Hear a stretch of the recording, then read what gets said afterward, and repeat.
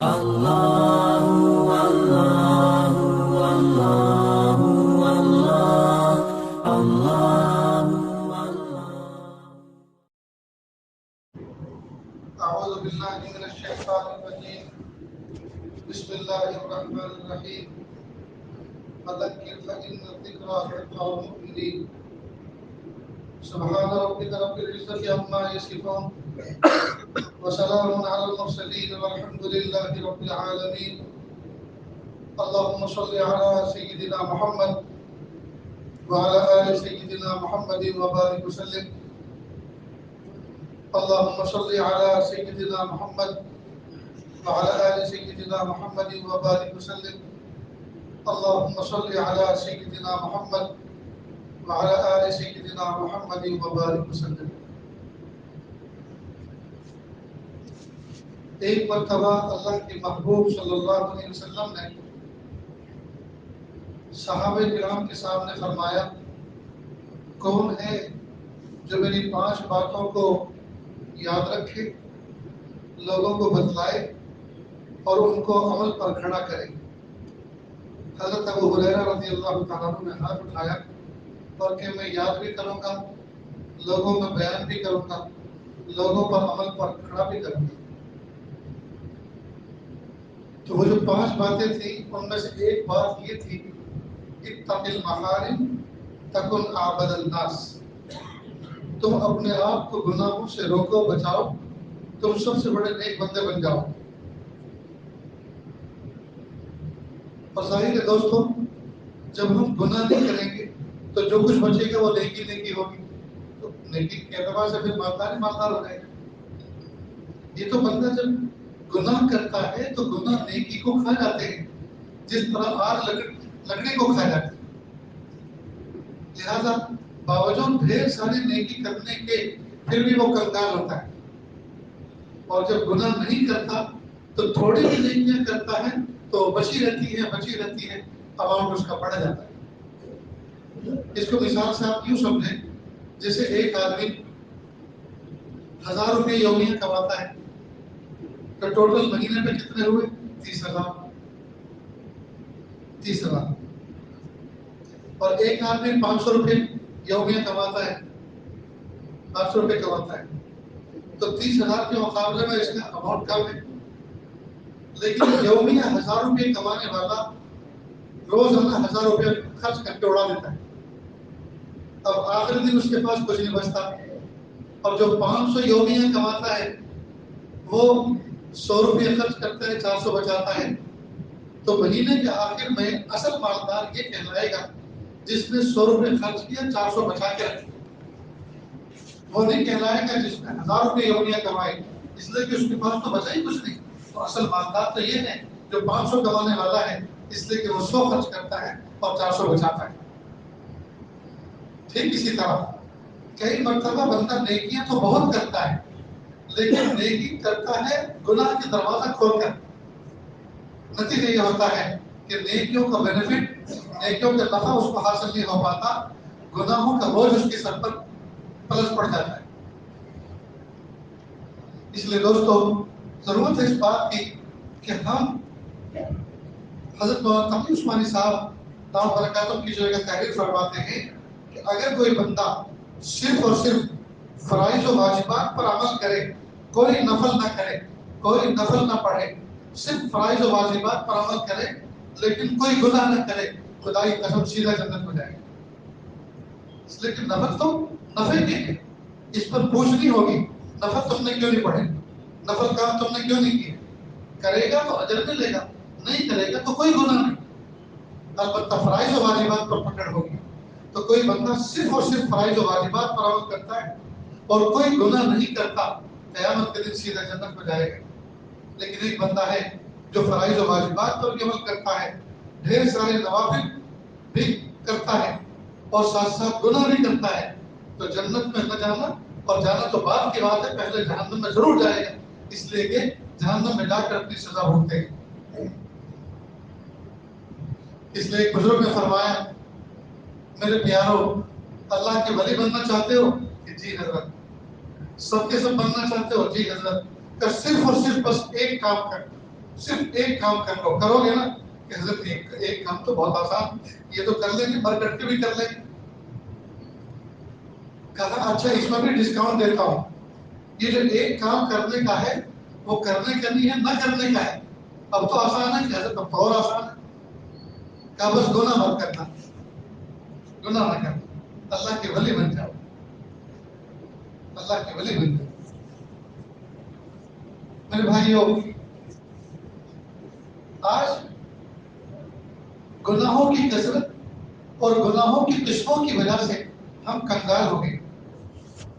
ایک دور تھا 100 سال کی عمر پانے والے بھی وہ گناہ نہیں کرتے تھے جو آج 20 سال کی عمر کرنے والے کر چکے. اور جو اب تک نہیں کیے وہ اس لیے نہیں کیے کہ ان کے کرنے کا ارادہ نہیں، ابھی اس کا موقع نہیں ملا. اگر موقع مل چکا ہوتا تو وہ بھی کر گزرے. میرے بھائیوں، کوشش اس بات کی کریں کہ ہم اپنے آپ کو گناہوں سے بچائیں. پھر تھوڑی بھی نیکی ہوگی، تھوڑی بھی نیکی ہوگی، نجات کافی ہو جائے گی، نجات کے لیے کافی ہو جائے گی. لیکن بندہ معصیت نہ کرے، جی اللہ کی نافرمانی نہ کرے. اب یہاں دو باتیں ہیں، ایک ہے گناہوں کا کرنے والا شخص، جی، اور ایک ہے نفس گناہ. اسلام نے ہمیں گناہ کی نفرت دل میں بٹھانے کے لیے کہا ہے، نہ کہ گنہگار کی نفرت کو دل میں بٹھانا. آج ہمارا حال یہ ہے، اگر کسی بندے کو ہم نے کوئی چھوٹا موٹا گناہ کرتے ہوئے دیکھ لیا تو ہم اس سے نفرت کرنے لگتے ہیں. اور صرف نفرت ہی نہیں بلکہ اس کے تذکرے کرنا شروع کرتے ہیں، اس کی امیج کو ڈاؤن کرتے ہیں. اور اب آج کل تو سوشل میڈیا کا زمانہ ہے، وائرل کر دیتے ہیں، وائرل کر دیتے ہیں. یاد رکھیں دوستو، اگر ہم اپنی ان صحیح آنکھوں سے بھی کسی کو گناہ میں مبتلا دیکھ لیں تو بھی اس کو ہم حقیر نہ سمجھیں، اس لیے کہ گناہ تو جز وقتی کام تھا. جس وقت وہ گناہ کر رہا تھا اس وقت وہ گنہگار تھا. لیکن عام طور پہ دیکھا یہ گیا ہے کہ گناہ کے بعد آدمی کو ندامت ہوتی ہے اللہ کی طرف سے، اور اسی ندامت کا نام توبہ اور شرمندگی، اسی شرمندگی اور ندامت کا نام توبہ ہے. تو جس وقت ہم نے اس کو اپنی آنکھوں سے گناہ کرتے ہوئے دیکھا، یقیناً وہ ایک برے عمل میں ملوث تھا، جی، اللہ کو ناراض کرنے والا کام کر رہا تھا. لیکن اس گناہ سے فارغ ہونے کے بعد اس نے تو فوراً اللہ سے سچی توبہ کر لی، اور توبہ کرنے کے ساتھ ہی اللہ نے تو اس کو اپنے ولیوں میں شامل کر دیا. اور حدیث پاک میں ہے، محبوب صلی اللہ علیہ وسلم نے فرمایا، التائب من الذنب کمن لا ذنب له، گناہوں سے توبہ کرنے والا تو ایسا ہے جیسا کہ اس نے گناہ کیے ہی نہیں. تو جب اللہ تعالیٰ گنہگار بندے کو اس طرح سے معاف فرما دیتے ہیں جیسا کہ گویا اس نے گناہ کیا ہی نہیں، تو ہم دیکھنے والوں کو یہ کیا حق بنتا ہے کہ ہم اس کو نفرت کی نظر سے ہمیشہ دیکھیں. اچھا دوستو، ایک سوال آپ سے پوچھتا ہوں. جمعہ کے دن ہم سب کے سب غسل کرتے ہیں، صاف ستھرے کپڑے پہنتے ہیں، اور اب تو جمعہ کیا ماشاءاللہ لوگوں کے اندر تمدن آ رہا ہے، صفائی ستھرائی کو پسند کر رہے ہیں. تقریباً ہر بندہ روزانہ غسل کرتا ہے، کپڑے بدلتا ہے. لیکن ہم میں سے یہ شہر کریم نگر کا کوئی عقل مند ایسا ہے جو اپنے کپڑوں کو صاف ستھرا پہننے کے بعد پھر میلا کرتا ہو جان بوجھ کر کوئی میلا کرتا ہے؟ نہیں کرتا. تو کپڑے صاف ستھرے پہننے کے بعد کوئی بندہ میلا کیا نہیں کرتا بلکہ سنبھال کے پہنتا ہے. لیکن میلے ہو جاتے ہیں کہ نہیں؟ میلے ہوتے ہیں کہ نہیں؟ تو میلے کیا نہیں کرتے، میلے ہو جایا کرتے ہیں. اور جب میلے ہو جایا کرتے ہیں تو پھر ان کو پھینکا نہیں کرتے بلکہ دھو لیا کرتے ہیں. ٹھیک اسی طرح مومن بندہ گناہ کیا نہیں کرتا، گناہ ہو جایا کرتے ہیں، نفس و شیطان کرا دیا کرتا ہے، اور جب ہو جایا کرتے ہیں تو پھر مایوس ہوا نہیں کرتے، توبہ کر لیا کرتے.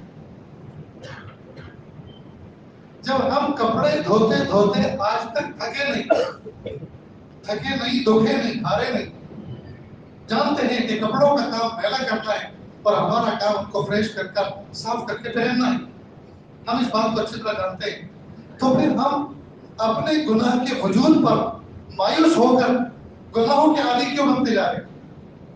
یہ اصل میں شیطان و نفس کا دھوکہ ہے. وہ یہ کہتے ہیں تو اللہ کا ولی کبھی نہیں بن سکتا، تو صبح کو توبہ کرتا ہے دوپہر کو توڑ بیٹھتا ہے, دوپہر کو کرتا ہے شام کو توڑ بیٹھتا ہے, تو اللہ کا ولی تھوڑے بن سکتا ہے, تو کبھی نہیں بن سکتا. یہ نفس و شیطان کا دھوکہ ہے. جس طرح سیل فون کے اندر میسج کو ڈیلیٹ کرنے کے لیے ایک کمانڈ ہوتی ہے, آج تک کسی کمپنی نے اس کمانڈ کی لمیٹیشن جاری نہیں کی کہ 1,00,000 میسج تو ڈیلیٹ ہوں گے, اس کے بعد بھی ڈیلیٹ ہونا بند رہے. اللہ رب العزت نے بھی تو لامحدود ہمارے لیے توبہ کے دروازے کھول کے رکھے ہیں. التائب من الذنب کمن لا ذنب له, گناہوں سے توبہ کرنے والا ایسا ہے جیسے کہ اس نے گناہ کیے ہی نہیں. اس لیے دوستو مایوسی سے نکلیں, مایوسی تو کفر ہے, مایوسی سے نکلیں. میرے اور آپ کے گناہ بڑے نہیں ہیں, اللہ کی مغفرت اور رحمت بڑی. میرے اور آپ کے مرض بیماریاں بڑی نہیں ہیں, اللہ کی شفا اور رحمت بڑی. میرے اور آپ کے قرض بڑے نہیں ہیں, اللہ کے خزانے بڑے. اور ایک بات میں اپنے سبب کے طور پر سنایا کرتا ہوں کہ جس بچے کا ابا مالدار ہوتا ہے اس بچے کو کسی بات کی ٹینشن نہیں. سویٹ چاہیے ابو سویٹ چاہیے, ہاں بیٹا لاتا ہوں. ابو ٹوائے چاہیے, ہاں بیٹا لاتا ہوں. ابو مجھے سائیکل چاہیے, ہاں بیٹا لا کے دے دو. ابو پین چاہیے, ہاں بیٹا لاتا ہوں. ہے کہ نہیں؟ جس بچے کا ابا مالدار ہوتا ہے اس بچے کو کسی بات کی ٹینشن نہیں ہوتی. میرا اور آپ کا ربا مالدار ہے, پھر مجھے اور آپ کو کس بات کی ٹینشن؟ میرا اور آپ کا ربا مالدار ہے, پھر ہم کیوں مایوس ہو رہے ہیں؟ جس بچے کا ابا مالدار ہوتا ہے وہ کبھی مایوسی کا شکار نہیں ہوتا. اسے یقین ہوتا ہے میرے ابا بڑے کیپیبل ہیں, میرے ابا بڑے خوشحال ہیں, میں جو کہتا ہوں وہ لا کر دیتے ہیں. اس سے کہیں زیادہ مجھے اور آپ کو اللہ کے خزانوں پر یقین ہونا چاہیے کہ اللہ وہ ذات ہے کہ جو مانگتے ہیں وہ عطا فرماتے ہیں. اب یہاں ایک چھوٹا سا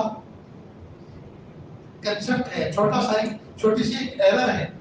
وہ یہ کہ اللہ نے فرمایا ادعونی استجب لکم, مجھ سے مانگو میں تمہاری دعاؤں کو قبول کروں گا. اللہ یہ فرماتے ہیں جی. اور حدیث کی اور فقہ کی کتابوں میں ہے 27 شب میں مانگو ملتا ہے, تہجد کے وقت مانگو تو ملتا ہے, دو خطبوں کے درمیان مانگو تو ملتا ہے, جمعہ کے دن مغرب سے پہلے مانگو تو ملتا ہے, ہر افطار کے وقت ملتا ہے, سحر کے وقت ملتا ہے. ایسا ہے. کبھی کبھی ہمارا نفس یہ دھوکہ دیتا ہے, زمانہ ہو گیا, شہر کریم نگر کے چوراہے پر ایک کمپلیکس بن رہا ہے, اس میں ایک دکان مانگ رہے ہیں, ملتی تو ہے نہیں. تو کیا گورنمنٹ آف اسکائی میں بھی گھوٹالے چلنے لگے کہ جیسے کسی نے کہا تھا اچھے دن آئیں گے اور آئے وائے ہے نہیں جی؟ ایسے ہی کچھ گورنمنٹ آف اسکائی میں بھی کچھ ایسے معاملہ چل رہا ہے کہ کہتے تو ہیں کرتے نہیں. خدا کی قسم اللہ میرے اور آپ کے خالق و مالک ہیں, اور اللہ کے پاس دینے کے لیے خزانے ہیں, اور بنائے ہیں اس نے دینے کے لیے, بنائے ہیں دینے کے لیے, اور اس کے کسی کام کے نہیں ہے, اس کے کسی کام کے نہیں ہے. اور ہم بیٹھے ہیں لینے کے لیے, پھر اللہ دیتے کیوں نہیں؟ جب مانگتے ہیں تو ملتا کیوں نہیں؟ خدا کی قسم اللہ تعالیٰ مانگنے والوں کی دعاؤں کو ضرور قبول فرماتے ہیں, لیکن قبول کرنے کے فارمیٹ الگ الگ ہیں, قبول کرنے کے انداز الگ الگ ہیں. ایک ابا اپنے بیٹے سے کہتا ہے بیٹا دیکھو کل کچھ بڑے بڑے میرے قیمتی نیئر ڈیئر گیسٹ آنے والے ہیں گھر میں, خبردار کچھ باندھنا نہ, جب وہ کھا رہے ہوں تو ان کو دیکھنا نہ, ان کی جیب میں ہاتھ مت ڈالنا, ان کا بیگ یہاں رکھا جائے گا تو کھولنا نہ, کچھ سوال مت کرنا.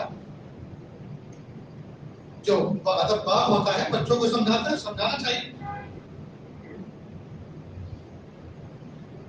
اور باپ یہ بھی کہتا دیکھو کسی بھی چیز کی ضرورت ہو بیٹا ہم سے کہنا, ہم تمہارے ابو ہیں نا, ہم تمہیں لا کے دیں گے. اب بچے کی ناک بہ رہی ہے, بخار میں کبا ہوا ہے, گلا رندھایا ہوا ہے, کھانسی ہے, اب یہ بچہ کہہ رہا ابو مجھے آئس کریم دو. سچ بتاؤ دوستو کیا آئس کریم بچے کے ہاتھ میں مفید ہے یا مضر؟ اس کنڈیشن میں, اس حالت میں آئس کریم اور ٹھنڈی چیزیں بچے کے لیے زہر ہے. اب ادھر تو کل یہ کہا تھا جو بھی مانگو ہم دیں گے تمہیں لا کر, ہم سے مانگنا, کسی اور سے مت مانگنا, اور آج آئس کریم مانگا ہے تو لا کے دے رہے.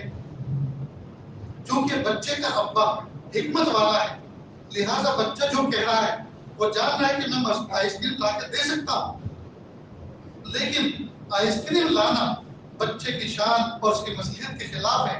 اس وقت بچے کے لیے مضر ہے, لہذا آئس کریم لا کے نہیں دیتا, گلاب جامن لا کے کھلاتا. جو اس کے حق میں آئس کریم سے زیادہ بہتر ہے. آئس کریم لا کے نہیں دیتا, بہترین کھلونا لا کر دیتا ہے جو اس کے حق میں آئس کریم سے زیادہ بہتر ہے. تو دنیا کا باپ اپنے بچے کے حق میں مصلحت پر نظر رکھتا ہے. کائنات کا رب اپنے بندوں کے بارے میں حکمت پہ نظر رکھتے ہیں. تو جو چیز بندے مانگتے ہیں کئی مرتبہ وہ چیز بندوں کے حق میں اس بچے کے مقابلے میں آئس کریم سے بھی زیادہ خطرناک ہوتی ہے. جو بچہ بیمار ہے, بیمار بچے کے حق میں جس طرح آئس کریم خطرناک ہے, مرض کو بڑھا دینے والی ہے, یا بچہ چھری سے کھیلتا ہے اور ماں باپ اس سے چھین لیتے ہیں. حالانکہ کل کہا تھا جب بھی کسی چیز کی ضرورت ہو ہم دیں گے, اور آج دینا تو دور کی بات ہے, جو چھری اچھی لگتی تھی کھیلنے تھے وہ بھی ہاتھ میں سے چھین لی. تو ماں باپ اس لیے چھین لیتے ہیں کہ یہ بچہ معصوم ہے, نادان ہے, چھری سے کھیلے گا, چھوڑا بیٹھے گا اور زخم لگا بیٹھے گا, نقصان ہو جائے گا. تو اس لیے ماں باپ بچے کو چھری نہیں دیتے, چھری سے بہتر چیز دیتے ہیں. اسی طرح بندہ جب اپنے پیارے رب سے کوئی چیز مانگتا ہے تو اللہ کے علم میں اس بندے کے حق میں وہ چیز چھری سے بھی زیادہ خطرناک ہوتی ہے, اس لیے وہ نہیں دیتے, اس سے بہتر کوئی چیز عطا فرماتے. یہ ہے بیٹا, یہ ہے بندوں, یہ ہے میرے پیاروں اللہ تعالیٰ کی حکمت ہے. لہذا مانگنا بند نہیں کرنا چاہیے, مانگو ضرور, کچھ نہ کچھ تو ملے گا, کچھ نہ کچھ تو ملے گا, مانگو ضرور, کچھ نہ کچھ ملے گا. اور کئی مرتبہ جو چیز ہم مانگ رہے ہوتے ہیں اللہ تعالیٰ جانتے ہیں میرا بندہ کمزور ہے, میرا بندہ اتنا اس کو اس جو نعمت مانگ رہا ہے اس کی صلاحیتوں سے یہ بڑھ کر مانگ رہا ہے, اگر دوں گا تو نہ جانے کتنے حاصل کتنے دشمن اس کے کھڑے ہو جائیں. گھر کچا ہے, مانگ رہا ہے اوڑی, مانگ رہا ہے گھوڑی, مانگ رہا ہے فارچونر گاڑی, اور ہے نہیں گھر میں سائیکل کھڑی کرنے کی جگہ, کرائے کا جھوپڑا ہے. اب اگر اس کے جھوپڑے کے سامنے اوڑی آ کر کھڑی ہوگی تو 70 دشمن کھڑے ہو جائیں گے کہ نہیں ہو جائیں گے؟ اللہ تعالیٰ وہ چیز نہیں دیتے, اللہ تعالیٰ اس کے حق میں اس دعا کو قبول ضرور کرتے ہیں لیکن کسی دوسرے فارمیٹ میں قبول کر کے وہ نعمت عطا فرماتے ہیں جو اس گاڑی سے زیادہ بہتر ہے. اس لیے دوستوں مایوس نہیں ہونا چاہیے, مانگنا اللہ کی ذات سے چاہیے. اور اللہ پاک نے زندگی گزارنے کی جو گائیڈ لائن اپنے پیارے محبوب صلی اللہ علیہ وسلم کے ذریعے سے ہم تک پہنچائی ہے, ہمیں چاہیے کہ ان کو فالو کریں, اسی میں ہماری کامیابی. دیکھو دوستو, اس کائنات کے اندر جتنی چیزیں ایجاد کی ہوئی ہیں جو بندوں کے ہاتھوں کی بنائی ہوئی ہے, تو بنانے والا بندہ اس چیز کے بارے میں اچھی طرح سے واقف ہے, اس میں کتنے ویک پوائنٹ ہیں اور کتنے اس کی کمزوریاں ہیں وہ جانتا ہے. لہذا اللہ تعالیٰ میرے اور آپ کے خالق ہیں, ہم اللہ کی مخلوق ہیں, اللہ صانع ہے, اللہ بنانے والے ہیں اور ہم بنائے ہوئے ہیں. لہذا اللہ تعالیٰ ہمارے خالق ہونے کی حیثیت سے ہمارے بارے میں جانتے ہیں کیا چیز ہمارے لیے بہتر ہے اور کیا چیز ہمارے لیے بری. لہذا جو چیز اللہ نے کرنے کے لیے کہا اس کو کریں, اس میں ہمارے لیے بہترائی ہے, اور جن چیزوں سے اللہ نے بچنے کے لیے کہا ان سے بچیں, اسی میں ہمارے لیے خیر, اسی میں ہمارے لیے خیر. اس لیے دوستو اسلام کا سیدھا سیدھا سلیبس یہ ہے, اللہ تعالیٰ نے 18,000 مخلوق ایک روایت کے مطابق پیدا فرمائی, اور ایک مخلوق بھی بیکار پیدا نہیں کی. اگر ایک مخلوق بھی بیکار پیدا کی ہوتی تو نعوذ باللہ اللہ کا ایک عمل بیکار سمجھا جاتا کہ اللہ نے ایک بیکار کام کیا, اور اللہ کا کوئی عمل بیکار نہیں, اللہ کا کوئی عمل بیکار نہیں. سوال یہ پیدا ہوتا ہے 18,000 مخلوق میں اور آپ ایک قسم ہیں, تو یہ ہماری انسانوں کی جو قسم پیدا کی اس کا کیا مقصد ہے؟ تو اللہ پاک نے انسانوں کی پیدائش کا وہ مقصد بیان فرمایا جو کسی اور مخلوق کا نہیں ہے, اور وہ یہ ہے کہ اللہ پاک نے انسانوں کو اس لیے پیدا کیا تاکہ اللہ کی محبت و معرفت حاصل کریں. اللہ کی محبت و معرفت حاصل کرنا یہ انسانوں کی پیدائش کا مقصد ہے. تو اللہ تعالیٰ نے انسانوں کو زندگی گزارنے کے لیے 2 ٹریک بنا کے دیے, اوامر پر عمل کرو, نواہی سے بچو. اوامر امر کی جمع ہے, جو کام کرنے کے لیے کہیں ہیں وہ کرو, اور جن کاموں سے بچنے کے لیے کہا ہے 100% اپنے دامن پر سے بچاؤ. جیسے ٹرین کی 2 پٹری ہوتی ہیں اور دونوں کا صحیح سالم ہونا ضروری ہے, تبھی جا کے منزل پر ٹرین پہنچے گی, تبھی جا کے ڈبہ انجن اپنے سارے ڈبوں کو لے کر منزل پر پہنچے گا. اگر ایک سرے سے نہ ہو یہ ایک ویک ہو خراب ہو اور دوسری پٹری صحیح ہو تو وہ ٹرین منزل پر نہیں پہنچ سکتی۔ ٹھیک اسی طرح دوستوں ہم عوامل پر عمل کریں اور نواہی سے نہ بچیں، یہ نواہی سے بچتے رہیں اور عوامل پر عمل نہ کریں، یہ 50% کریں دوستوں، یہ سب دھوکے کی زندگی، یہ دھوکے کی زندگی ہے، یہ کامیاب زندگی نہیں ہے۔ کامیاب زندگی یہ ہے 100% عوامل پر بھی عمل کریں، 100% نواہی سے بھی بچیں جی۔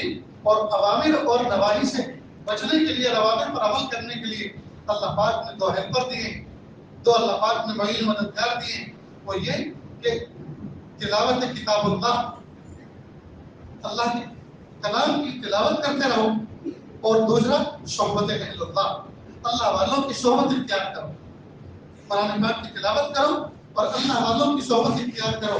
جو بندہ اس کا معمول بنا لے گا، اللہ والوں کا اکرام کرے گا، اللہ والوں کی محفلوں میں بیٹھے گا، اللہ والوں کی نصیحت پر عمل کرے گا، ان کی باتوں کو فالو کرے گا اور قرآن پاک کی تلاوت کرے گا، ان 2 کی برکت سے اللہ عوامل پر عمل کرنا آسان فرما دیں گے اور نواہی سے بچنا کوئی مشکل نہیں رہے گا۔ کتنا آسان کام ہے دوستوں، اتنا آسان کام بھی ہم نہ کریں تو دوستوں کمی ہماری۔ ہائے افسوس، آج کی دنیا میں آسمان کی چھت کے نیچے اور اس دور کے اندر جتنے ہم لوگ پیسے کے لالچی اور پیسے کے پیچھے محنت کرنے والے، پیسے کے پیچھے دوڑنے والے، پیسے کو اپنا مشغلہ بنانے والے، جتنا آج کے اس موجودہ دور میں انسان ہیں، جب سے انسان اس دھرتی پہ پیدا ہوئے شاید ہی کسی دور میں اتنے رہے۔ آج تو سارے کے سارے انسان پیسہ کمانے کی مشین بن کے زندگی گزارتے ہیں۔ دیکھو میرے آقا صلی اللہ علیہ وسلم نے کتنی پیاری بات فرمائی، لو انکم تتوکلون حق توکلہ لرزقکم کما یرزق الطیر تغدو فی ماسا وتروح بطانا، او کما قال علیہ الصلوۃ والسلام۔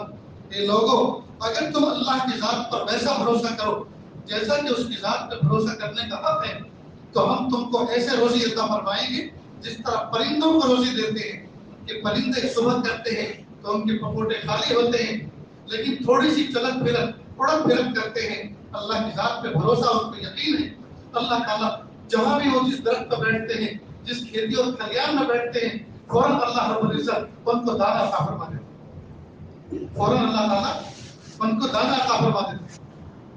اب دیکھیں، آپ نے پرندوں کو دیکھا کبھی کسی کے یہاں گدھا مزدوری کرتے ہیں؟ پرندے کسی کے یہاں گدھا مزدوری نہیں کرتے، پرندے کسی کے یہاں نوکری چاکری نہیں کرتے، کسی کی غلامی نہیں کرتے جی۔ صبح ہوتی ہے، صبح صادق ہوتی ہے، وہ اپنے آشیانوں اور نیشت میں چہچہانا شروع کرتے ہیں، وہ ذکر کرنا شروع کرتے ہیں، اور پھر اللہ تعالیٰ کی ذات پر بھروسہ کر کے پرواز کرتے ہیں، فلائنگ کرتے ہیں، جس کھیت اور کھلیان میں اترتے ہیں ان کا دانا پہلے سے پڑا ملتا ہے۔ اور جب شام کو وہ اپنے آشیانوں پر اور اپنے نیشت کی طرف لوٹتے ہیں تو آپ ذرا دوربین لگا کے دیکھیے جی، دوربین لگا کے دیکھیے، کسی پرندے کی چونچ میں اور پیروں کے اندر کوئی بالی اور کوئی غلہ آپ کو نہیں ملے گا۔ وہ جانتے ہیں کہ کل کا رب حی و قیوم موجود ہے، کل آنکھ کھلے گی تو وہ رب دینے والا رازق پھر موجود ہے، پھر دے گا۔ عجیب بات ہے دوستو، 18,000 مخلوق میں، ایک روایت کے مطابق 18,000 مخلوق میں انسان کے علاوہ صرف ایک انسان ہے جو پیسے کما کر کھاتا ہے، پیٹ بھرتا ہے۔ باقی انسان کے علاوہ کوئی اینیمل، کوئی برڈس، کوئی پرندہ ایسا نہیں ہے جو پیسے کما کر کھاتا ہو۔ سب فری آف چارج کھاتے ہیں اللہ کے وسیع دسترخوان پر۔ اور ان میں سے بعض اینیمل تو وہ ہیں جو انسان سے کئی سو گنا زیادہ کھاتے ہیں، مثلاً ایلیفنٹ ہے، مثلاً شارک مچھلی ہے، ویل مچھلی ہے، کیمل ہے، اونٹ ہے، گائے بھینس گھوڑے گدھے ہیں، انسان سے کئی گنا زیادہ کھاتے ہیں لیکن فری آف چارج کھاتے ہیں۔ تو جب اللہ پاک ان 4 پیر والوں کو پال سکتا ہے تو 2 پیر والے مجھے اور آپ کو پالنا اللہ کے لیے بھاری ہے۔ لیکن دوستو کمی میری اور آپ کی ہے، ہم نے اللہ کی ذات پر ویسے اعتماد اور بھروسہ نہیں کیا جیسے کرنا چاہیے۔ ہمارا حال یہ ہے، ہم نے سلوگن اس کو بنا لیا، بس پیسہ ہو چاہے جیسا ہو، حلال ہو یا حرام ہو۔ یاد رکھنا دوستو اچھی طرح، مومن کی ترقی اللہ نے حلال میں رکھی ہے، حرام میں نہیں، حلال میں رکھی ہے، حرام میں نہیں رکھی۔ حضرت ثانی رحمۃ اللہ علیہ عجیب مثال دے کر فرمایا کہ خنزیر پاخانہ کھاتا ہے، گندگی کھاتا ہے، ہیلدی ہوتا ہے، تگڑا ہوتا ہے، اس کو دیکھا دیکھیے اگر بکری کے کہ میں بھی کل سے شروع کرتی ہوں کھانا پکانا، وہ تگڑا ہو رہا ہے تو میں بھی ہو جاؤں گی، وہ کھائے گی تو مر جائے گی، اس لیے کہ اللہ نے اس کی غذا پکانے میں نہیں رکھی۔ مومن کی مثال بکری کی طرح ہے، کافر اور مشرک کی مثال خنزیر کی طرح ہے۔ ان کی ترقی حرام میں اللہ نے رکھی ہے، مومنوں کی ترقی حلال میں رکھی ہے، حرام میں نہیں رکھی۔ خوب اچھی طرح سے دوستو سمجھ لیں، ہماری ترقی، مومنوں کی ترقی اللہ پاک نے حلال اور طیب میں رکھی، کافر اور مشرک کی ترقی اللہ نے حلال حرام میں رکھی۔ تو کسی کی دیکھا دیکھی ہم بینکوں کے چکر میں آ کر حرام سود پر کاروبار نہ کریں، ورنہ دوستوں حرام سے گرتے ہوئے میں نے اپنی آنکھوں سے دیکھا۔ تو دوستوں شریعت کو فالو کریں۔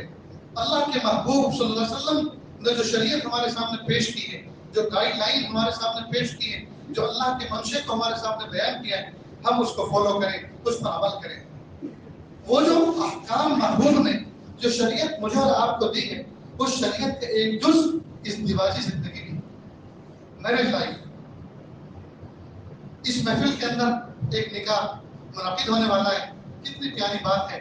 سب کے سب باوضو بیٹھے ہوئے اللہ کے گھر میں، سب کے سب اللہ کے سامنے سرتریز ہو کر اور اللہ کو بڑا کہہ کر بیٹھے ہیں جی، اور سب کے سب باوضو ہیں، نہ کوئی تماشا ہے، نہ کوئی میوزک ہے، نہ کوئی شادی خانہ ہے، سب کے سب سادگی کے ساتھ بیٹھے ہیں۔ بلکہ ہم میں سے یہ پتہ نہیں ہے کہ کون دلہا ہے، اللہ پاک نے اس طرح بٹھایا ہے، حالانکہ پتہ چل جائے گا انشاءاللہ۔ آپ سب اپنے آپ کو دلہا نہ سمجھیں کہ ہمارا نکاح ہونے والا ہے، نکاح تو اسی ایک ہستی کا ہوگا جو پہلے سے طے ہو کر آئے گا۔ کتنی پیاری بات ہے۔ اس سے متعلق ذرا دوستوں موٹی موٹی ایک دو باتیں سمجھ لیں۔ نکاح عبادت ہے، زنا حرام ہے۔ زنا کرنے والا لڑکا اور لڑکی ایک دوسرے کی نظروں میں ذلیل ہو جاتے ہیں، گر جاتے ہیں، جبکہ نکاح کرنے والے لڑکا اور لڑکی ایک دوسرے کی نظر میں شاباشی کے مستحق ہوتے ہیں، ایک دوسرے کی نظر میں مبارکبادی کے مستحق ہوتے ہیں۔ زنا کرنے والا منہ چھپاتا پھرتا ہے، جبکہ نکاح کرنے والا سینہ تان کے لوگوں کی مبارکبادیں وصول کرتا ہے جی۔ زنا ایک لعنت ہے، جبکہ نکاح ایک عبادت ہے۔ نکاح نبیوں نے کیا، نکاح نبیوں نے، تو نکاح میرج لائف دوستوں عبادت ہے۔ اب اس کو کس طرح سے کرنا چاہیے؟ کچھ پریشانی تو نہیں ہے، کوئی تکلیف تو نہیں ہے؟ اچھا ابھی بس نکاح کے ٹاپک پہ بات ہے، ابھی ختم ہونے والا انشاءاللہ جی۔ اس طرح میں توجہ چاہوں گا آپ کی، ایسے موقع بہت کم ملتے ہیں، نکاح سے متعلق بات بھی نکاح کی مناسبت سے کی جاتی ہے۔ دیکھو دوستوں، اسلام میں لا میرج کو حرام قرار دیا، یعنی عام طور پر جو حرام سے مراد یعنی اس کو ناپسندیدہ سمجھا گیا، حرام نہیں، اس کو ناپسندیدہ سمجھا گیا، اس لیے کہ یہ جو لا میرج ہوتے ہیں، محبتوں کی شادیاں، اس کی بنیاد حرام پہ ہوتی ہے، اس لیے کہ مہینوں گھنٹوں باتیں ہوتی ہیں، سال ہر سال آنکھیں ملتی ہیں، چار ہوتی ہیں، ٹیکسٹ میسج ہوتے ہیں، تصویریں جی، اس کا آدان پردان ہوتا ہے، یہ سب چیزیں حرام ہیں۔ تو جس اور آخر میں ہوتا ہے نکاح، تو جس نکاح کی بنیاد حرام پہ پڑی ہے اس میں برکتیں کہاں سے ہوں؟ تو لا میرج کو پسندیدہ نظر سے نہیں دیکھا جاتا۔ ہاں، لا آفٹر میرج، نکاح کے بعد کی محبت کو یہ عبادت قرار دیا گیا۔ تو لا بیفور میرج، نکاح سے پہلے کی محبت یہ حرام ہے، اور نکاح کے بعد کی محبت کی عبادت۔ ایک بات اچھی طرح ذہن نشی کر۔ دوسری بات یہ، آج کل کے لڑکے اور لڑکیاں اپنی زندگی کا ساتھی خود اپنی مرضی سے پسند کرتے ہیں، حالانکہ عقل نہیں، تجربہ نہیں، تجربہ نہیں ہے، عقل نہیں ہے، دین کا علم نہیں ہے کہ اپنی زندگی کا ساتھی منتخب کرنے میں کیا کیا چیزیں دیکھی جاتی ہیں۔ بس ایک چیز کو دیکھتے ہیں نوجوان، وہ ہے رنگ اور روح، جہاں دیکھی بھلی صورت مچل بیٹھے کہ یہ دیکھیں، بس اس چیز کو فوکس کرتے ہیں۔ حالانکہ خوبصورتی، سفیدی یہ تو کتے اور بلی اور گدھے میں بھی ہوتی ہے، لیکن کیا کام اس کا؟ خوبصورتی یہ اصل نہیں ہے، اصل دینداری کو پسند کیا گیا۔ محبوب صلی اللہ علیہ وسلم نے فرمایا اپنی زندگی کے ساتھی کے لیے جی آپ دینداری کو پسند کرو، یہ دین ہوگا جی، یہی دین صفائی ستھرائی کا حکم دے گا۔ اور کئی مرتبہ کئی کالے کلوٹے اور سانولے اتنے صاف ستھرے، اتنے اپنے آپ کو مینٹین کر کے رہتے ہیں کہ سارے حسن والے ان کے سامنے مان پڑ جاتے ہیں۔ یہ دین سکھاتا ہے تو اسلام نے اس بات کو اہمیت دی ہے کہ آپ دینداری کو پسند کریں، ایک بات۔ دوسری بات یہ ہے، عام طور پر نکاح کے بعد گھروں کے اندر کچھ نہ کچھ پرابلم آتے ہیں۔ میرج لائف میں، ازدواجی زندگی میں بیوی کہتی ہے میں شوہر کی خاطر اپنے گھر کو چھوڑ کر سب کو چھوڑ کر آئی ہوں، اور یہ میری طرف توجہ نہیں دیتے، یہ میری طرف توجہ نہیں دیتے۔ اور کئی مرتبہ شوہر کو شکایت ہوتی ہے میں تھکا ہارا غم کمارا کام کاج سے آتا ہوں، ٹینشنوں میں آتا ہوں، اور گھر میں آنے کے بعد بیوی توجہ نہیں دیتی، میرے ساتھ وقت نہیں گزارتی۔ دونوں طرف پرابلم ہوتی ہے۔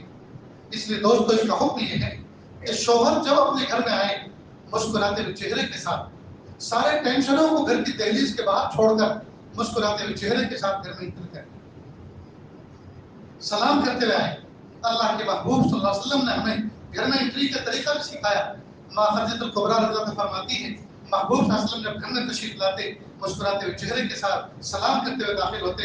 ایک مرتبہ چہرہ اداس تھا، دل ٹوٹا ہوا تھا اور غمگین انداز میں داخل ہوئے تو میں نے فوراً احتجاج کیا، ارے آج کس طرح سے گھر میں آپ داخل ہو رہے ہیں؟ تو آپ نبی کریم صلی اللہ علیہ وسلم کو اس بات کا احساس ہوا کہ ہاں مجھ سے کچھ مسٹیک ہو رہی ہے، تو آپ نے یو ٹرن لیا اور پلٹ کر مسکراتے ہوئے چہرے کے ساتھ سلام کرتے ہوئے خندہ پیشانی سے آئے۔ تو حضرت خدیجہ الکبریٰ رضی اللہ عنہا فرمایا کہ ہاں اب ہوئی نا کوئی بات، معلوم ہو مسکراتے ہوئے چہرے کے ساتھ گھر میں آنا یہ اچھی بات ہے۔ جی کچھ کہنا؟ مسکراتے ہوئے چہرے کے ساتھ گھر کے اندر آنا یہ محبوب صلی اللہ علیہ وسلم کے ایک طریق۔ عجیب بات ہے دوستوں، ہماری شریعت نے، ہمارے دین نے ہمیں کون سی چیز ہے جو ہڈن رکھی ہے، چھپائی ہے، جو ہمیں نہیں بتائی؟ اللہ کے محبوب صلی اللہ علیہ وسلم نے ہمیں محبت کا طریقہ بھی سکھایا کہ بیویوں سے کیسے محبت کی جاتی ہے۔ اللہ کے محبوب صلی اللہ علیہ وسلم ایک مرتبہ اپنے گھر میں داخل ہوئے، حضرت عائشہ صدیقہ رضی اللہ عنہا کا حجرہ تھا، اور حضرت عائشہ صدیقہ رضی اللہ عنہا پیالے میں پانی نوش فرما رہی تھی۔ آپ صلی اللہ علیہ وسلم نے حضرت عائشہ صدیقہ کا ایک سیکنڈ نام رکھا تھا جو ہم میں سے اکثر کو معلوم نہیں ہے، وہ محبت کا نام تھا، سویٹ نام تھا، محبت کا نام وہ تھا حمیرہ، جس کے ترجمہ انگلش میں پنک سے کیا جا سکتا ہے اور جس کا اردو میں ترجمہ لال گوری سے کیا جا سکتا ہے۔ آپ فرمایا حمیرہ ہمارے لیے بھی ذرا پانی بچا دینا، ہمیں بھی پینا ہے۔ تو عائشہ صدیقہ نے اپنے لبوں سے ہٹایا اور محبوب کی طرف بڑھا دیا۔ محبوب نے اس کو پکڑا اور پوچھا حمیرہ آپ نے کدھر اپنے ہونٹ لگا کے پانی پیا ہے؟ ہمیں وہیں سے پینا ہے، بتائیے ذرا۔ انہوں نے کہا ادھر سے، تو اس کو گھمایا اور وہیں سے اپنے لب مبارک لگا کے پانی نوش فرمایا جہاں سے عائشہ صدیقہ رضی اللہ عنہا نے نوش فرمایا۔ کتنی محبت عائشہ صدیقہ رضی اللہ عنہ کے دل میں آپ سن کی بیٹھی ہوگی۔ کہ کائنات کے سردار، نبیوں کے سردار، نبی آخر الزمان محمد عربی صلی اللہ علیہ وسلم نے میرا جھوٹا پانی پیا۔ ہم میں سے دوستوں کتنے ایسے ہیں جو اپنی بیوی کا جھوٹا پانی پیتے ہیں؟ یا ہم میں سے کتنے ہیں جنہوں نے اپنی بیوی کا پیارا نام سیکنڈ نام رکھا ہو؟ یہ بھی تو سنت ہے۔ مسواک لگائیں گے یہاں تاکہ سب کو پتہ چلے کہ سنت متبع سنت ہے۔ خوشبو لگائیں گے مسجد میں آتے ہوئے، سب کو پتہ چلے متبع سنت ہے۔ جو بہو دستار پہنیں گے متبع سنت ہے، اور بیوی کا سیکنڈ نام محبت بھرا نہیں رکھیں گے، اس کو لنگڑی کہیں گے، لولی کہیں گے، اس کو نہ جانے کسی کسی کتاب سے نوازیں گے، لیکن جس نام سے اس کا دل خوش ہو وہ نام بھی لیں گے۔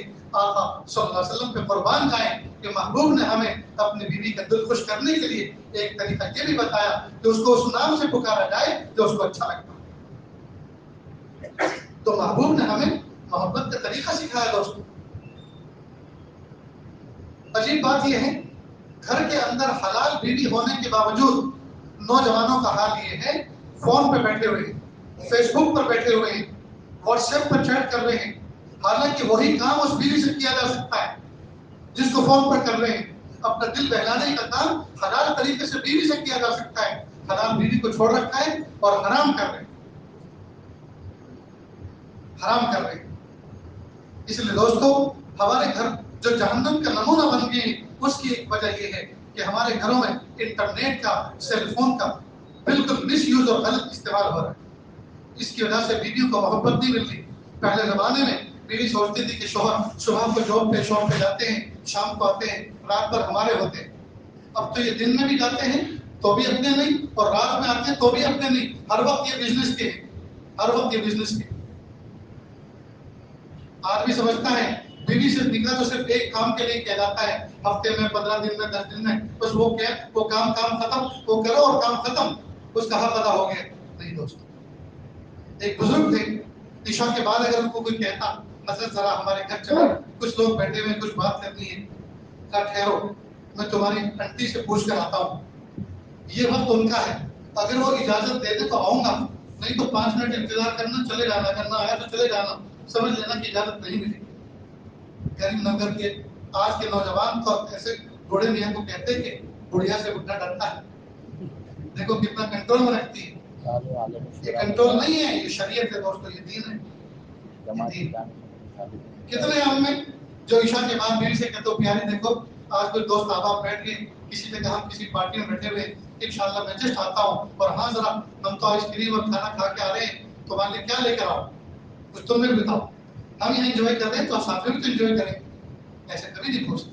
شادی سے پہلے فیک میسج بھیجیں گے، جانو میں تیرے لیے ستارے توڑ کے لا دوں گا، میں سورج توڑ کے لا دوں گا. آج تک کوئی بابا لے کے نہیں آیا، آج تک کسی نے ستارہ توڑ کے دکھایا کسی نے؟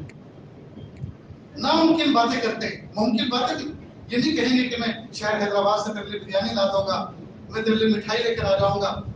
جی جو ممکن باتیں ہیں وہ تو کرتے ہی نہیں، ناممکن باتیں کرتے ہیں، جھوٹی جھوٹی باتیں. اور ہماری بچیاں ہیں کہ جو جھوٹ کے پھندے میں آ جاتی ہیں، جھوٹ کے پھندے میں آ جاتی ہیں. اللہ تعالیٰ اس انٹرنیٹ کے اور سیل فون کے غلط استعمال سے، مس یوز سے اللہ ہماری اور نسلوں کی حفاظت کرے. آخر میں ایک دو باتیں ذکر کر کے جو بہت تجربے کی بنیادی ہیں دوستو، وہ بات کر کے میں اپنی بات کو ختم کرتا ہوں. ہمارے جو گھروں کے اندر بچیاں ہیں، اگر وہ دین کو پڑھیں، دین کو سیکھیں، دین پر چلیں، طاعت و عبادات کے ساتھ زندگی گزاریں، حوصلوں کے ساتھ زندگی گزاریں، تو مردوں کے مجال نہیں ہے کہ ان کو مس گائڈ کریں اور ان کو دھوکہ دیں. پڑوسی ملک کا واقعہ ہے، ایک نوجوان تھا. نوجوان کیا تھا، جوانی تو جا چکی تھی، 2 بچوں کا باپ تھا، فیکٹری کا مالک تھا. فیکٹری میں اس نے اپنی ایک سیکٹری رکھی تھی جو ٹین ایجر لڑکی تھی. اپنے آفس کے سامنے گلاس کا کیبن بنا کے رکھا تھا. وہ لڑکی ہمیشہ بن سنور کر نئے نئے کپڑے پہن کے آتی. اس کی مجبوری کمزوری یہ تھی کہ میرا باس مجھے پسند کر لے اور مجھے جاب سے نکالنا دے. اب ظاہر بات ہے جب کھلی آنکھوں سے کوئی بندہ کسی کو دیکھے گا تو دیکھنے سے شوق پیدا اور شوق سے پیدا طلب. ایک مرتبہ جب وہ فائل لے کر آفس میں آئی تو فیکٹری کے مالک نے اس کو آفر دے ڈالی اور کہا پیاری میں تجھ سے شادی کرنا چاہتا ہوں. اب وہ تو اچھل گئی کہ غریب گھرانے کی لڑکی تھی، سوچا آج تک تو میں نوکر تھی، آج کے بعد تو میں پارٹنر بن جاؤں گی. کسر میں تیار ہوں، لیکن پہلے گھر میں سے پہلے والی کو نکالو. کہا میں کوشش تو کرتا ہوں، یہ ہے تو بہت مشکل کام، یہ ٹاسک جو تم نے مجھے دیا ہے تو بہت بھاری، لیکن میں کوشش کرتا ہوں. اب یہ گھر گیا اور گھر جانے کے بعد اپنی بیوی کو کہا پیاری یہاں بیٹھو، میں تمہیں ایک بنگلہ دینا چاہتا ہوں، میں تمہیں ایک گاڑی دینا چاہتا ہوں، ایک ڈرائیور دینا چاہتا ہوں، بچوں کی اسکول کی فیس دینا چاہتا ہوں، ہر مہینے اتنا کیش دینا چاہتا ہوں، بس تم میری ایک بات مان لو. اب وہ کیا، آج تم اتنے برس رہے ہو مجھ پر، کیا بات ہے؟ وہ کیا بات؟ کہ بات یہ ہے کہ تم مجھ سے کھلا لے. اب یہ بات سن کر تو عورت کی باعزت عورت کے پیروں کے نیچے تو زمین ہل جاتی، لیکن چونکہ وہ دیندار تھی، تقوی والی تھی، پڑھی لکھی تھی، سمجھدار تھی، باعمل تھی، اس نے ہمت اور حوصلے سے کام لیا. کہا آج تم یہ بیٹھی بیٹھی بات کر کیوں رہے ہو؟ کہ بات اصل میں یہ ہے، میرے آفس میں ایک لڑکی ہے جس کو تم نے بھی دیکھا ہے کئی مرتبہ آفس میں، بس میرے دل میں وہ جگہ بنا لی ہے، میں چاہتا ہوں اس سے شادی کر لوں، لیکن اس نے یہ کہا ہے کہ پہلے پہلی والی کو نکالو. اب اللہ نے مجھے بات پیسہ دیا ہے تو اتنی دولت میں تم کو دینے کے لیے تیار ہوں اور اتنی فیسلٹی دینے کے لیے تیار ہوں، پر تم تھوڑے مجھ سے کنارہ کر لو تاکہ میں اس کو نئی دلہن کو اپنے گھر میں لا سکوں. بیوی نے کہا آپ کی خواہش میری تمنا ایک ہے، آپ کا دل اگر یہ چاہتا ہے کہ مجھے اپنے سے جدا کر دو تو میں اس پر راضی ہوں، کوئی بات نہیں، میں آپ کے خوشنودی کے لیے کرنے کے لیے تیار ہوں، لیکن میری ایک شرط. کہ وہ کیا؟ کہ وہ شرط یہ ہے 1 مہینہ آپ اس کو اپنے آفس نہیں آنے دیں گے، مکمل ڈسکنیکٹ کرو گے، نہ اس سے چیٹ کرو گے، نہ ای میل کرو گے، نہ ٹیکسٹ کرو گے، نہ اس کو دیکھو گے، نہ اس کے گھر جاؤ گے، نہ اس کو بلاؤ گے. 1 महीना मुकम्मल कट ऑफ खबर मुझे मंजूर है। और कहा दूसरी बात, 1 महीना आप मेरे साथ उस तरह का बिहेव करके दिखाएं जैसा शादी के बाद, निकाह के बाद पहले महीना मेरे साथ तुमने वक्त गुजारा। बात बहुत खूब, ये तो बहुत आसान टास्क है। कहा 1 महीना ये कर लो और फिर तुम्हारी मर्जी जो चाहे करो। अल्लाह की शान, ये गया बाजार, इसने शानदार शूट खरीदा, टाई खरीदी, शूट बूट में घर में आया, ज्वेलरी गिफ्ट में लेकर आया, मिठाई का डब्बा लेकर आया, फूलों का गुलदस्ता लेकर आया और इसने अस्सलाम वालेकुम करके एंट्री। रोज आना ये नए नए अंदाज में, नए नए लिबास में, नए नए तोहफों के साथ आता और जैसे पहले महीना उसने बिहेव किया अपनी बीवी के साथ उस तरह से रहा। आप पहले महीना बिहेव किया, इसको समझ में रहे हो कि नहीं? अरे नहाने धोने का भी काम किया उसने 1 महीना। अब जब 1 महीना मुकम्मल हो गया, अब आखिरी दिन था, मगरिब की अज़ान हो रही थी, औरत के कमरे में चीख निकल गई कि आज मेरा शौहर ऑफिस से आएगा, ड्राफ्ट तैयार करके लाएगा, खुलानामे पे दस्तखत करवा लेगा और आज से हम दोनों अजनबी हो जाएंगे। और सजदे में सर रख के रो रही है, मेरा औरत थी। अब ये मगरिब की नमाज पढ़कर आया, बड़ा सा गुलदस्ता लेकर, और कमरे में दाखिल होते के साथ उसने सलाम किया और कहा प्यारी, उसको हक किया, सीने से लगाया और कहा प्यारी मैं तुम्हारे बगैर नहीं रह सकता, खुदाई कसम मैं तुम्हारे बगैर नहीं रह सकता, और मेरे और आपका रिश्ता ये मजबूत रहेगा, ये ऐसा कैसे ही रहेगा और कोई हमारे दरमियान में कोई दूसरी बीवी बन के आने वाली नहीं। अब देखिए इस औरत ने हिकमत के साथ 2 पहलू छेड़े उसके सामने। एक तो ये समझ गई कि मर्दों की कमजोरी ये है कि जहां देखी भली सूरत मचल बैठे कि ये नए नए लिबास को देखकर रात टपका देते हैं, ये नए नए फैशन को देखकर रात टपका देते हैं, तो क्यों ना मैं 1 महीना इसके साथ ऐसी ही दुल्हन बनकर पेश करूं अपने आप को अच्छे अच्छे कपड़ों में, इसकी कमजोरी खत्म हो जाएगी। दूसरा ये, उसने ये कहा कि 1 महीना उससे मुकम्मल डिस्कनेक्ट रहे। जाहिर बात है जब कोई आदमी 1 महीना किसी से डिस्कनेक्ट रहता है तो भूल जाता है, उसकी मोहब्बत खत्म हो गई। और 1 महीना इसने वैसा मामला किया जैसा कि शादी के बाद पहले महीने में अपनी बीवी के साथ किया था, लिहाजा अच्छे अच्छे पहलवान 1 महीने में ढीले हो जाते हैं, लिहाजा सारी ख्वाहिशात खत्म और अब मोहब्बतों के साथ वक्त गुजारा। तो अगर औरतें, हमारी बच्चियां समझदार हों, दीन समझी भी हो, दीन पढ़ी भी हो, दीन पर अमल करती हो, तो कोई इनको मिसगाइड नहीं कर सकता, सच बात। लेकिन अजीब बात, हमारी बच्चियां स्कूलों के अंदर पढ़ती हैं और कई मरतबा आवारागर्द लोग इनके मोबाइल पर खाली खाली लिखते हैं आई लव यू, मैं तुझसे मोहब्बत करता हूँ, मैं तेरे लिए जान छिड़कता हूँ, मैं तेरे लिए आग के दरिया पार कर दूंगा, ये। और वो इन चंद जुमलों के झांसे में आकर सगी माँ को भूल जाती है, सगे बाप को भूल जाती है, खानदान की इज्जत को खात्मा कर देती है। बच्चों को समझाओ, झूठे अल्फाज में धोखों में मत आओ, झूठे अल्फाज में और उनके धोखों में मत आओ, अल्लाह पे नजर रखो, तकवे के साथ जिंदगी गुजारो, कुरान पाक को सीने से लगा के रखो, आंसू बहाओ अल्लाह के सामने और अल्लाह से अपने मुस्तकबिल को बेहतर से बेहतर जगह वाबस्ता होना अल्लाह से मांगो। तो करेंगे ना दोस्तों ये काम, हौसलों के साथ जिंदगी गुजारें, शरीयत मुताहरा की जो ज़ाब्ते और उसूल हैं उनके मुताबिक जिंदगी गुजारें। अल्लाह ताला से दुआ है अल्लाह ताला कहने सुनने से ज़्यादा अमल की तौफीक अता फरमाए।